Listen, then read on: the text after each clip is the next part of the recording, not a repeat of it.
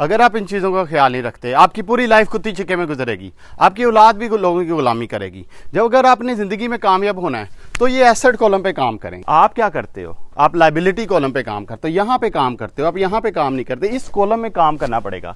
इस कॉलम में काम करने के लिए जो सबसे ज़रूरी चीज़ है वो ये है कि आपको एसेट बिल्ड करने पड़ेंगे। अपनी इनकम से, अपने टाइम से, जो भी चीज़ आप कमा रहे हो वहाँ से करके आपको एसेट बनाने पड़ेंगे। एसेट होता क्या है अंडरस्टैंड करने की कोशिश करें। अकाउंटिंग लैंग्वेज में नहीं बताऊंगा, सिंपल सी सादा झटका लैंग्वेज में आपको समझाने की कोशिश करूंगा। ऐसी वो चीज़, हर वो चीज़ जहाँ से पैसा आ रहा है, पैसा इनफ्लो हो रहा है आपकी पॉकेट के अंदर, जहां से पैसा आ रहा है वो आपका एसेट है।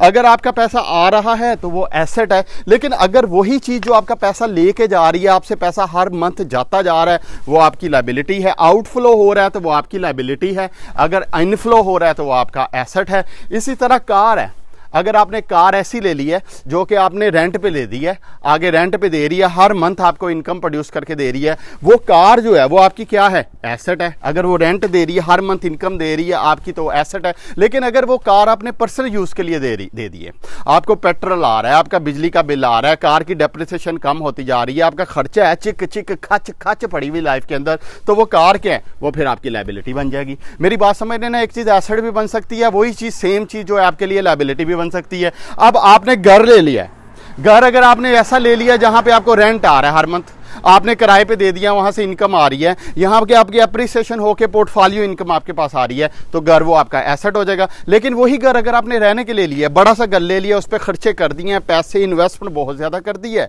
आप, और वो आपका क्या बन गया? उस पर खर्चा आ रहा है, बिजली का बिल आ रहा है, उस पर AC का बिल आ रहा है, उसकी रिपेयर के बिल आ रहा है, उसकी बिल्डिंग की वैल्यू कम होती जा रही है, घर दिन ब दिन पुराना हो जा रहा है। वो घर आपने अपनी लाइफ में तो सेल नहीं करना। अगर आपने अपनी लाइफ में सेल ही नहीं करना, आपके लिए लायबिलिटी बना हुआ है, चिक चिक टेंशन बना है, तो वो घर के आपके लिए लायबिलिटी बन गया। यानी सेम चीज जो कि पहले एसेट था, रेंट दिया तो एसेट था, और बाद में वही चीज आपके लिए एक लायबिलिटी बन गया, क्योंकि खर्चा आ रहा है आपके ऊपर। इसलिए जब घर बनाते हो कोशिश किया करो उसका एक पोर्शन अपने लिए रख लिया करो, उसके ऊपर 3-4 पोर्शन और बना के उसको रेंट दे दिया करो, ताकि उससे ऊपर वाले 3 पोर्शन एसेट बन जाए, एक पोर्शन जहां पे आप रह रहे हो वो आपकी लायबिलिटी बन जाए। ठीक है, इसी तरह क्रेडिट है आपका। ठीक है, क्रेडिट अगर आपने लोगों को दिया हुआ है, किसी को अगर आपने उस पर प्रॉफिट पे दे दिया, कहीं पे इन्वेस्टमेंट करने के लिए दे दिया, तो आपका एसेट है, क्योंकि पैसे आ रहे हैं तो वो आपका एसेट है। लेकिन वही क्रेडिट अगर आपने किसी ऐसे बंदे को दे दिया जिसने वापस ही नहीं किया, फाइनेंशियली ड्यू डिलिजेंस नहीं आपने उसकी की, वो आपका वही क्रेडिट आपकी लायबिलिटी बन जाएगा, चिक चिक बनेगा। कभी पेट्रोल खर्च करके जाएंगे कलेक्ट करने, कभी कुछ करके जाएंगे कलेक्ट करने, बंदा आपको देगा नहीं, आपके रिलेशनशिप भी खराब होंगे, आपकी लायबिलिटी है, टेंशन है, खिच खिच है। ऐसा क्रेडिट मत दो। अगर देना है तो कर्जे हसना दे दिया करो। कर्जे हसना क्या होता है कि वैसे ही फ्री में जा ले जाए यार, बस वापस लेने की नीयत से जो नहीं दिया जाता उसे कहते हैं कर्जे हसना। तो कर्जे हसना दे दिया करो, ये फिर क्रेडिट ना दिया करो। मेरी बात समझ गए ना? अब कमोडिटी है, ऐसी चीज़ें जैसे चीनी है, आपने पहले लेके आपने बाय करके रख लिया, उसको अगर आपने खाने के लिए ले लिया तो आपकी लायबिलिटी है, टेंशन है, चिक है, शुगर होएगी, परेशानी होएगी, बीमारी पड़ेगी। लेकिन वही चीनी अगर आपने सीजन के दौर में लेके रख लिया, कुछ अर्से के बाद बेच देनी है, तो आपका एसेट है, क्योंकि उससे आपको इनकम आएगी, आपको अप्रिसिएशन आएगी। पहले आपकी वही चीनी लायबिलिटी थी, बीमारी थी, वो बाद में वही चीनी अगर आपने अपनी स्टोर इसलिए किया कि आपने आगे प्रॉफिट पे बेचनी है तो आपके लिए प्रॉफिट है। इसी तरह कमोडिटी में और बहुत सी चीज़ें आ जाती हैं। ईंटें हैं, अगर आपने सीज़न उससे पहले आपने बना के रख ली हैं, सीज़न पे बेच दी हैं, ज़्यादा प्रॉफिट पे बेचेंगी। अगर वही ईंटें घर पे लगा ली हैं तो लायबिलिटी है। मेरी बात समझ रहे हैं ना? तो गोल्ड अगर आपने घर में पहनने के लिए रख लिया, अंगूठी ले ली है, ये अपनी घरों में चीज़ें हार हूर बना के रख लिया, तो आपके लिए लायबिलिटी है, क्योंकि कभी आपने सेल नहीं करना। सनियारे को लेके जाओ तो हर बारी घट करके देगा वो, कभी भी तो गोल्ड सनियारे ने पूरा दिता कभी, मेरी गल समझ। लेकिन वही गोल्ड अगर आपने बाहर लेके रख लिया, इन्फ्लेशन को हैज कर रहा है, इन्फ्लेशन को कवर कर रहा है, वैल्यू को इंक्रीज कर रहा है, तो वही गोल्ड फिर आपका एसेट है। लेकिन अगर वही गोल्ड आप ताड़ी बुढ़ी ने पा लिया तो उस तो बाद बना के उस तो बाद सनियारे को फेल लैके गए, उस सनियारे दा ही है, तो कोई नहीं है की है, लायबिलिटी है। ठीक है, मेरी बात समझ रहे ना? प्लॉट आपने गंदी जी जगह लेकर रख लिया है, वैल्यू हमेशा उसकी कम होती जा रही है, तो वो आपका क्या है? वो आपकी लायबिलिटी है। मेरी बात समझ रहे, क्योंकि वो कभी तो ना विकना ना वो वैल्यू वधनी, चिक चिक वो पई है, खास तौर पर जो पिंड वाले प्लॉट होंगे।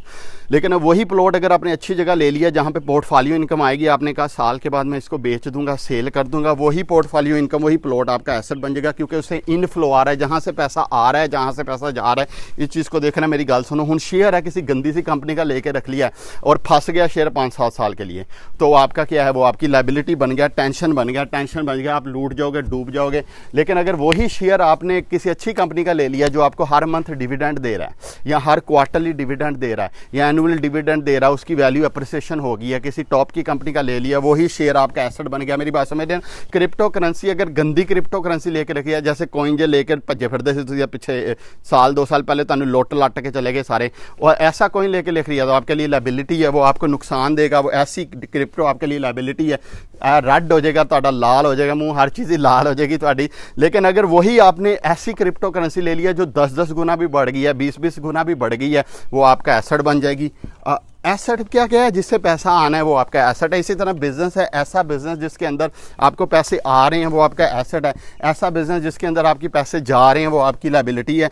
ठीक है, एम्प्लॉई है, अगर ऐसा एम्प्लॉई जो आपको इनकम दे रहा है, आपके लिए मनी प्रोड्यूस कर रहा है, आपके लिए बेनिफिट क्रिएट कर रहा है, आपका वो ऐसा एम्प्लॉई आपके लिए एसेट है। ऐसे और एम्प्लॉई रखें ताकि मजीद एसेट बढ़े, मजीद आपके पास आए, लोगों की इनकम को मल्टीप्लाई करें, वो आपका एम्प्लॉई जो है वो आपका एम्प्लॉई एसेट है। लेकिन अगर कोई कुत्ती चिक्के वाला एम्प्लॉई रख लिया जरा हर वेले रोज़ रोंदा आंदा है, वह दिल ही नहीं करता घरों निकलना, बुढ़ी छित्तर मार के भेज दी कि जाके न्याणे ने खाना ही नहीं खाना, वो एवं जाके मुंह सड़िया हुआ मुंह बना के बैठ जाता दफ्तर। ऐसा एम्प्लॉई, ऐसा लाइबिलिटी, ऐसी चुकंदर को निकाल के बाहर मारो अपने दफ्तर से, और ऐसे चुकंदरें जितनी भी हैं उनको मत रखो, ये आपकी लाइबिलिटी बन जाएगा। टेंशन है आपके, हर महीने सैलरी जा रही है, पैसे आपको जा रहे हैं।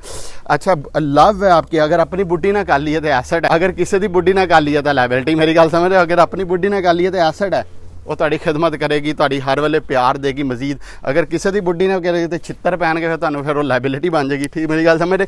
जॉब है, अगर ऐसी जॉब है जहाँ पे आपकी ग्रोथ हो रही है, सक्सेस आ रही है, कामयाबी मिल रही है, पैसा दिन ब दिन आपका बढ़ता जा रहा है, तो वो जॉब आपकी क्या है, वो जॉब आपकी एसेट है। लेकिन अगर ऐसी जगह पर जॉब आपने कर ली है जहाँ पर ग्रोथ आपकी रुक गई है, सैलरी उधर ही है, इंक्रीमेंट है जो 10 ने ना 25,000 से 5,000 से 2,000 से 3,000 इंक्रीमेंट लग रही है, यानी तरक्की नहीं हो रही, वो आपकी लाइबिलिटी है। चिक है, टेंशन है, आपकी लाइफ में फ्रस्ट्रेशन रहेगी। जो भी चीज़ आपने ज़िंदगी में करनी है, सिर्फ ये देखा करो कि आप एसेट पे इन्वेस्ट कर रहे हो, लाइबिलिटी पे इन्वेस्ट कर रहे हो। एसेट पे इन्वेस्ट करोगे तो कामयाब होगे, इस कॉलम में इन्वेस्ट करोगे तो तरक्की है, इस कॉलम में इन्वेस्ट करोगे तो लॉस है। ज़िंदगी में आपकी लाइफ के अंदर 90% आप इस कॉलम में इन्वेस्ट करते हो, 90 भी नहीं बल्कि मैं बता रहा हूँ 99% इस कॉलम पे आपकी हर चीज़ इन्वेस्ट है, खर्चों पे। लेकिन आप सिर्फ 1-2% इस कॉलम पे इन्वेस्ट करते हो। इस कॉलम को लेके जाओ 40% पे, ठीक है, इस कॉलम को लेके जाओ, बल्कि इन्हों तो बिल्कुल खारिज करो ना, एक तरह से जिन्ना भी घट हो सकता उन्होंने करने की कोशिश करो। मेरी गल समझ रहे हो ना?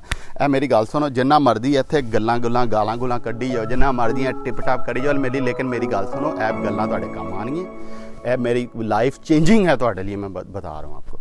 कोई कमेंट हो जरूर बताइएगा। Thank you so much.